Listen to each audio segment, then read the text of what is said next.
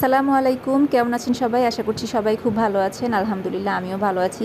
তো কিছুদিন আগে আমার শাশুড়ি ঢাকায় গিয়েছিল। আসার সময় আমাদের এমনি তো আসার সময় টুকিটাকি কেনাকাটা করা হয়। তো এবারও আসার সময় আমার শাশুড়ি কিছু খেলনা এনেছে ওদের জন্য। তারপরে কিছু টুকরা কাপড় এনেছে আমার ছোটো ছেলের জন্য, ফতুয়া সেলাই করার জন্য। তো আমাকে বলল যে এখন আমি যে ফতুয়াগুলো সেলাই করেছি এই কয়েকদিন সেগুলোর থেকে একটু বড় করে সেলাই করতে, ফতুয়ার প্যান্ট তিনি কুশির কাজ করে দিবে, সেগুলোতে একটু আবার হাতের কাজও করে দিবে।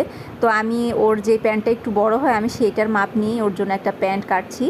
আর আমি ওর জন্য কিন্তু অনেকগুলো পায়জামা ফতুয়া সেলাই করেছি, যেগুলো কিনা এখন পরানোর মতো। তো এগুলো আমি একটু বড় করেই কাটছি, বড় করেই একটু সেলাই করবো এগুলো, যাতে করে পরে পড়তে পারে। আর আমার শাশুড়িকেও সেলাই করে দিব, তিনিও কাজ করবে, প্লাস আমিও দুই একটা সেলাই করেছি, আমিও কাজ করব আমার মতো করে। তো আমার সেই ভিডিওগুলো যদি দেখতে চান, ডিজাইন করা ছোট বাচ্চাদের টুকরা কাপড় দিয়ে জামা কাপড়, তাহলে অবশ্যই আমার চ্যানেলটা অবশ্যই সাবস্ক্রাইব করে রাখবেন।